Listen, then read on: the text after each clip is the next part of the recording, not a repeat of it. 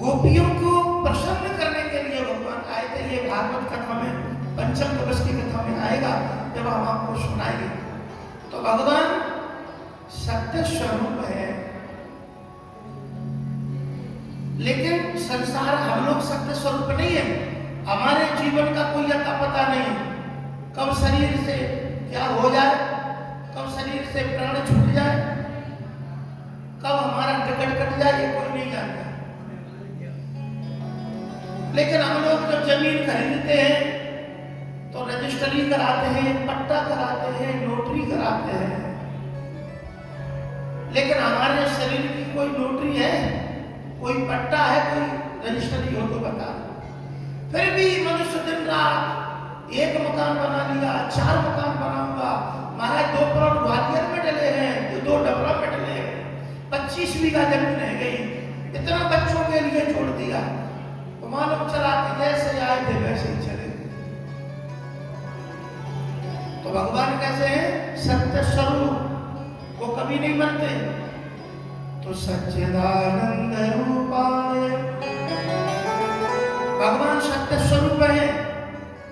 दूसरा भाव, मेरे प्रभु चैतन्य स्वरूप है, चैतन्य स्वरूप है भगवान, जड़ नहीं है। और भगवान कैसे हैं? आनंद स्वरूप। हमने अपने बच्चों के लिए कितना भी धन जोड़ करके रख दिया हो, कितने भी मकान बना दिए हो, लेकिन जब घर में बहुएं आ जाती है ना, तो कहती है कौन सेवा करेगा इनकी बुढ़ापे में, अलग हो जाएगी। आते ही सब व्यवस्था, जो भाइयों का जो प्रेम था, जो इकट्ठे चले आ रहे थे, जो आजकल की बहुएं आकर के सब तहस नहस कर देती है, ऐसी ऐसी तीखी बातें करती हैं कि परिवार में एक क्षण में ही क्लेश प्राप्त हो जाता है।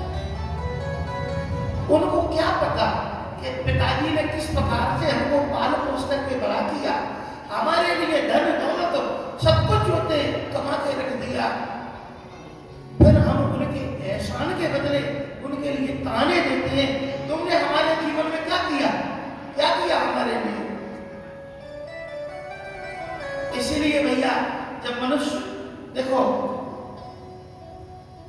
सुंदर भाव आता है, बोले जो आनंद सिंधु सुख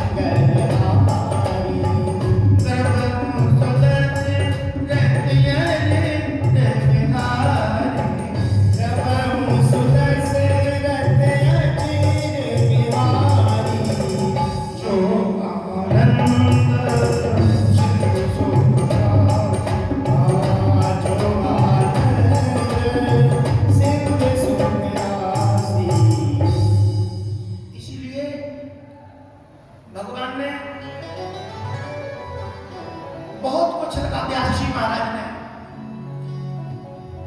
मद भयात बात गातो सूर्यस्तपति मद भया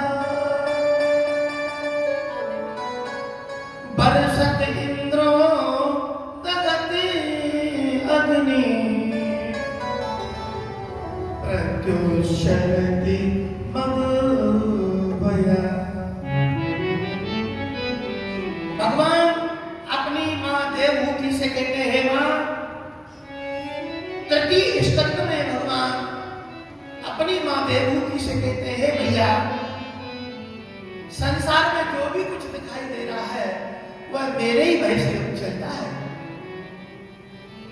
इंद्र बरसात करता है तो मेरे ही भय से करता है, वायुदेव हवा चलाते हैं तो मेरे ही वही इच्छा से चलती है। जो भी कुछ होता है बरसत इंद्रोदय अग्नि प्रत्युषरति मद भया। अग्नि हवा जल जो भी कुछ चलता है वो मेरे ही भय से चलता है भैया। तो इस प्रकार से कहते हैं भैया। और देखिए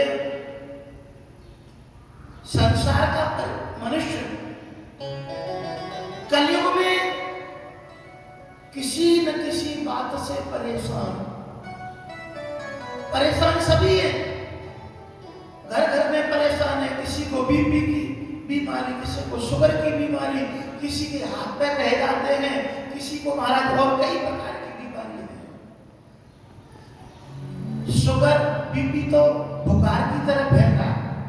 sugar BP cancer kidney liver सब खत्म होता हुआ चला जा रहा है, क्योंकि हम लोग ये सोच रहे कि 35 मन के बीघा गेहूं हो जाए, 40 मन के गेहूं बीघा हो जाए। और खाद्यान्न तो ये जितने खाद बीज जितने भी आ रहे हैं, जितने भी खाद्य पदार्थों में जो मिलावट आ रही है, हमको पवित्र भोजन नहीं मिल रहा। दूध में तो मिलावट, घी में तो मिलावट, अन्न में कितने जहर डाले जाते हैं खाद के रूप में महाराज, कि मनुष्य शरीर बिल्कुल नष्ट हो गया है। पहले लोग बीमार नहीं होते थे, पहले वैद्यों से काम चल जाता था। कभी यदा कदा बीमार हो जाते थे तो वैद्य आकर के ठीक कर जाते थे। लेकिन आजकल तो पता ही नहीं है कितनी कितनी भयानक बीमारी हो गई, क्योंकि हमारा खान पान गंदा हो चुका है। हर मनुष्य अपनी खिचड़ी पकाने में लगा हुआ है। देख देविक भौतिक तापा राम राज्य काबू नहीं गया। जितने भी देखो दैहिक कष्ट होता है, दैहिक कष्ट कैसा होता है कि भैया शरीर का कष्ट, कहीं बुखार आ गया, कहीं फुकड़े फुंसी हो गए, कहीं जुकाम खांसी हो गया। और देव प्रकोप, बोले पंडित जी महाराज ने कह दिया, बोले भैया गुरु महाराज की दशा खराब चल रही है, या शनि की 7.5 दिशा चल रही है। जब शनि की 7.5 दिशा आती है ना महाराज, तो जमीन जायदाद सब बर्बाद करके चले जाते हैं, मकान दुकान जो भी है सब नष्ट कर देते हैं। किसी को किसी प्रकार से कष्ट है, किसी को किसी प्रकार से कष्ट है, लेकिन सुखी कोई नहीं है। धनहीन करे धनवान सुखी, धनवान करे सुख राजा को भारी, राजा करे महाराजा सुखी, महाराजा करे सुख इंद्र को भारी, इंद्र करे सुख चतुरानन को, चतुरानन करे सुख ब्रह्म को भारी। सो तुलसीदास विचार कर करे